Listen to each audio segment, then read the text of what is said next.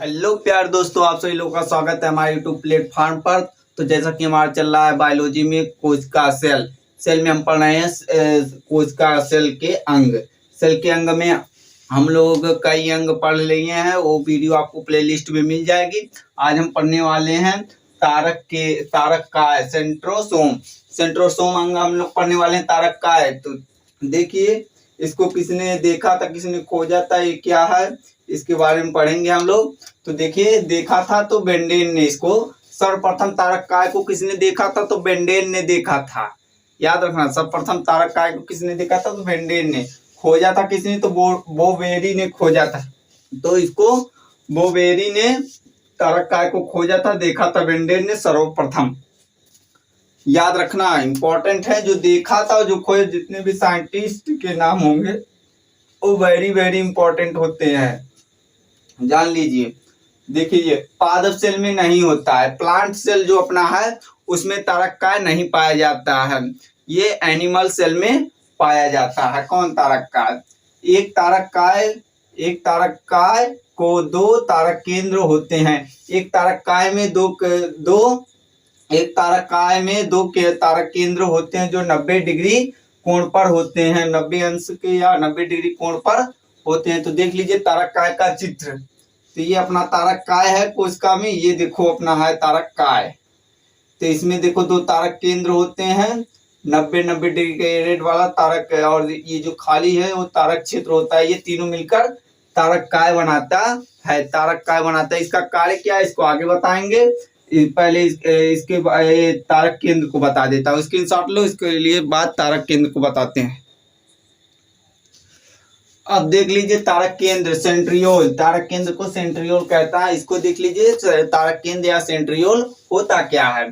तो यह सूक्ष्म नलिका के द्वारा बना होता है। कौन? तो तारक केंद्र अपना सूक्ष्म नलिका के द्वारा बना होता है। यह ट्यूबुलिन प्रोटीन से बनती है। कौन? सूक्ष्म नलिका ट्यूबुलिन प्रोटीन से बनती है। याद रखना, सूक्ष्म नलिका का व्यवस्था 93+0 होता है। सूक्ष्म नलिका की व्यवस्था कैसी होती है? 93+0 होती है। 93+0 क्या है? तो यह बैलगाड़ी के पहिए के समान संरचना होती है। किसकी? तारक केंद्र को यहाँ देखो जूम करके बनाया गया है। उसमें जो हम लोग तारक काय में देखे थे तो छोटा सा लाल का बनाया था ना, यहाँ देख लीजिए जूम पूरा है। ये देख लिए 93+0 रेशो का बना है, जो बैलगाड़ी के पहिए के समान एकदम तारक केंद्र दिखता है ना। तो ये इसका द्वितीयक तंतु है, और ये जो अपना बीच में है प्राथमिक तंतु है, आर्य स्पोक होता है। ये डीएनए के कड़ चिपके हैं। ये जो अपना है ये डीएनए के कड़ हैं। तो जब अपन के अभी डीएनए आगे पढ़ेंगे, जब हम लोग न्यूक्लियोप्रोटीन, तो उसमें आएगा जब न्यूक्लियस पढ़ेंगे। इसके बाद तारक केंद्र का आवरण रहित होता है। तारक केंद्र में कोई आवरण नहीं पाया। देखिए तारक केंद्र में कोई आवरण है? नो। इसमें आवरण रहित होता है। या स्वप्रतिकृति का गुण पाया जाता है। इसमें स्वप्रतिकृति का गुण का पाया जाता है, स्वयं का इसमें गुण पाया। इसका कार्य क्या है? तो तारक काय या तारक केंद्र का कार्य देख लीजिए, विभाजन के तल का निर्माण करना। मतलब कोशिका का केंद्रक का निर्माण। जब कोशिका विभाजित होती है तो उसमें सर्वप्रथम केंद्रक विभाजन होता है। तो उसमें जो केंद्रक में तारक केंद्र होता है वो पहले विभाजित करता है, तो उसी को कहते हैं विभाजन के तल का निर्माण करना। ये चैप्टर खत्म होगा तो हम अपना सेल डिवीजन कोशिका विभाजन चैप्टर स्टार्ट करेंगे। तो उसमें पढ़ेंगे विभाजन कैसे होता है, कौन सबसे पहले विभाजित होता है। स्क्रीनशॉट लीजिए। अब देख लीजिए, अगला कोशिका का अंग है सीलिया व flagella. Cilia and flagella. Cilia का हिंदी में अर्थ होता है पश्चमाविका, और फ्लैजिला का हिंदी में अर्थ होता है कशाभिका। ये कोशिका के निचले वाले भाग में पाए जाते कशाभिका और पश्चमाविका कोशिका के चारों ओर। इनका कार्य और ये इनकी संरचना भी देखेंगे, सब कुछ इसको देखेंगे। जो आपने पहली क्लास जिसने सेल की ली है उसमें मैं कोशिका का फिगर पूरा बेहतरीन बनाकर मैं बताया हूँ कौन कौन से अंग पाए जाते। जो नहीं समझ पाए सीलिया फ्लैजिला कहाँ है तो वो जाकर वह फुल कोशिका का चित्र आप देख लीजिए। अब आगे देख लीजिए, सीलिया और फ्लैजिला दोनों का संरचनात्मक रूप से समान होती हैं। दोनों का संरचना समान ही होती हैं, परंतु इनमें कुछ डिफरेंट होता है। तो सीलिया फ्लैजिला का डिफरेंट देख लीजिए। छोटे आकार की संरचना होती है किसकी? सीलिया की, और फ्लैजिला की अपनी बड़े आकार की संरचना होती है। सीलिया बड़े संरचना में पाई जाती है, और सीलिया छोटे आकार की संरचना में पाई जाती है, और फ्लैजिला बड़े आकार की संरचना में पाई जाती है। दूसरा पॉइंट देखिए, संख्या में अधिक पाए जाते हैं। संख्या में अधिक सबसे अधिक कौन पाया जाता है? तो सीलिया, और फ्लैजिला आपकी संख्या में सबसे कम पाई जाती है। सीलिया संख्या में कम पाए जाते हैं। तीसरा पॉइंट देखिए, एक दिशा में गति करते हैं। कौन? सीलिया एक दिशा में गति करती है, और फ्लैजिला ये मुक्त गति करता है, मतलब इसकी कोई दिशा नहीं रहती, ये सब तरफ, चारों तरफ, इधर भी, उधर भी, इधर भी, इधर भी, सभी तरफ गति कर सकता है। कौन? फ्लैजिला। सीलिया को अगर इस साइड में कर दिया जाने के लिए तो वो इसी में गति करेगा, और अगर कोई है पीछे गांव की गति करता है तो पीछे ही गांव की गति करता है। तो इसीलिए सीलिया एक दिशा में गति करती है, फ्लैजिला मुक्त गति करता है, मतलब ये हर तरफ गति करता है सीलिया। और देख लीजिए चौथा पॉइंट, सीलिया गमन, भोजन को पकड़ने। सीलिया गमन माने चलना, चलने में, भोजन को पकड़ने में तथा सतह से चिपकने में सहायता करती है या कार्य करती है। सीलिया गमन में, चलने में, भोजन को पकड़ने में और तथा सतह से चिपकने में कार्य करती है या सहायता करती है। और फ्लैजिला ये केवल गमन में सहायक है। फ्लैजिला सिर्फ गति करता है और इसका कोई कार्य नहीं है, और सीलिया का भोजन पकड़ने, सतह से चिपकने और गमन में सभी में सहायक है। तो स्क्रीनशॉट लीजिए अगर समझ गए हो तो। अब देख लीजिए, थोड़ा इम्पोर्टेंट पॉइंट है जो हमने बताना भूल गए थे, तो देख लीजिए। ये अपना देखिए, ये अपना तारक काय को मैंने बनाया, तारक और तारक काय, तारक केंद्र के बीच का। तो देख लीजिए, ये तंतु है, ये देखो तंतु है जिसे फिलामेंट कहते हैं।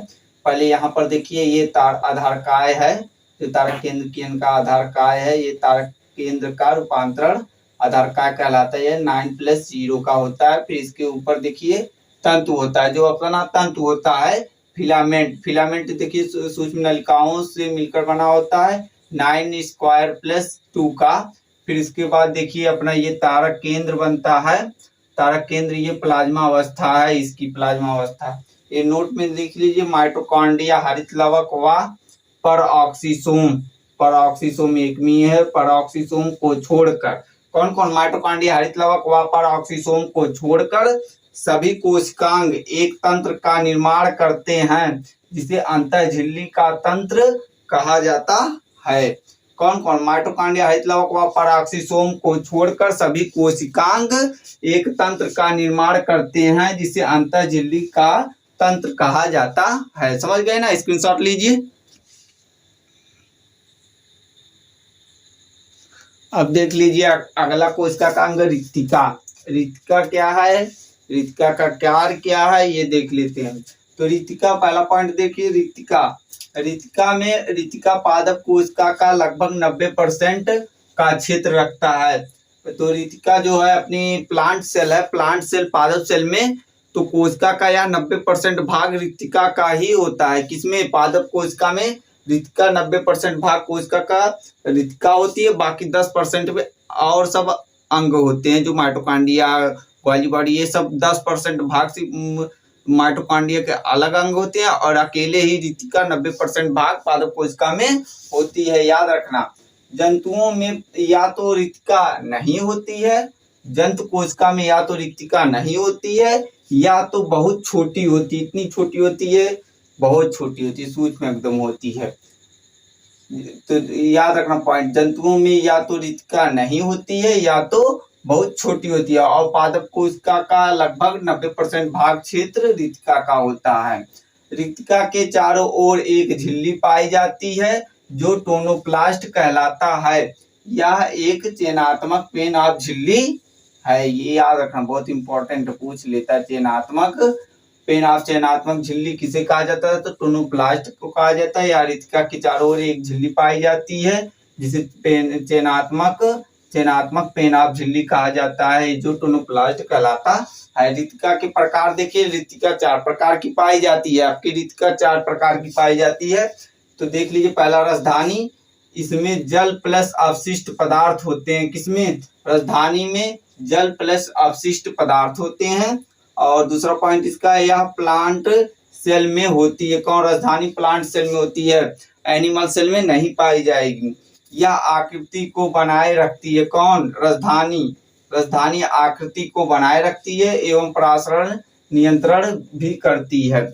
तो जो अपनी राजधानी है या कोशिका की आकृति को बनाए रखती है एवं परासरण नियंत्रण में भी कार्य करती है। और राजधानी, इसमें जल प्लस अवशिष्ट पदार्थ होते हैं या प्लांट सेल में होती है, एनिमल सेल में नहीं पाई जाती। या कोशिका की आकृति को बनाए रखती है एवं परासरण नियंत्रण में कार्य करती है। याद हो गया ना राजधानी। और दूसरा पॉइंट, दूसरी देखिए, गैस रिक्तिका। गैस रिक्तिका किसमें पाई जाती है? इसमें सिर्फ उदाहरण देख लिए। गैस रिक्तिका किसमें पाई जाती है? तो बैंगनी जीवाणु, हरे जीवाणु, जो बैंगनी रंग के अपने जीवाणु है उसमें हरे रंग के जीवाणु, और बीजीए। बीजीए क्या है? तो ये ब्लू ग्रीन एल्गी, इसका फुल फॉर्म है ब्लू ग्रीन एल्गी, माने नील हरित शैवाल में पाई जाती है। कौन? गैस रिक्तिका। तीसरा देखिए, खाद्य रिक्तिका किसमें पाई जाती है? प्रोटिस्टा या प्रोटिस्टा जगत है अपना, इसमें बहुत सारे जंतु आते हैं। जब आपको एनिमल किंगडम पढ़ाएंगे तो उसमें आएगा ये सब। एनिमल किंगडम अभी बहुत आगे है चैप्टर। डायटम आदि में पाए जाते हैं। और संकुचनशील रिक्तिका तो अमीबा और प्रोटोजोआ में पाई जाती है और परासरण नियंत्रण का कार्य करती है। समझ गए ना? स्क्रीनशॉट लीजिए। अब देख लीजिए अपना अगला सूक्ष्म काय। सूक्ष्म काय को 3 भागों में डिवाइड किया गया है। 3 प्रकार का होता है, परऑक्सीसोम, ग्लाइकोऑक्सीसोम और स्फेरियोसोम होता है। तो परऑक्सीसोम को देख लीजिए, यह पादप व जंतु दोनों में पाया जाता है। कौन पादप व जंतु दोनों में पाया जाता है? तो परऑक्सीसोम पादप व जंतु दोनों में पाया जाता है। पादप में प्रकाश शोषण से परऑक्सीसोम मिलता है और जंतु में H2O2 का उपचय से होता है, परऑक्सीसोम हो जाता है। ग्लाइकोऑक्सीसोम, यह द्वार सेल जिसे रंध्र कहते हैं, ईस्ट वसीय बीज में पाया जाता है। यहाँ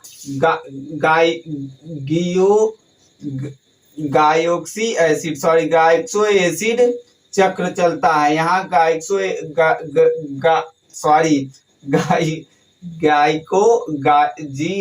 GYOXI है, तो गायोक्सी एसिड चक्र चलता है। गायोक्सी एसिड चक्र यहाँ पर चलता है। यहाँ गायोक्सी एसिड चक्र, यहाँ गायोक्सी एसिड चक्र चलता है, जिसे वसा शर्करा चलता है, जिसे वसा शर्करा चक्र भी कहते हैं। स्फेरियोसोम, यह केवल पादप में होता है, जंतु कोशिका में स्फेरियोसोम नहीं पाया जाता है। यह पादप का लाइसोसोम भी कहलाते हैं। यह पादप लाइसोसोम भी कहलाते हैं। इसका कार्य वसा का संयंग का निर्माण करना। किसका? वसा का संयंग का निर्माण कौन करता है? तो स्फेरियोसोम करता है। पादप का लाइसोसोम कौन कहलाता है? तो स्फेरियोसोम कहलाता है। समझ आया तो स्क्रीनशॉट लीजिए।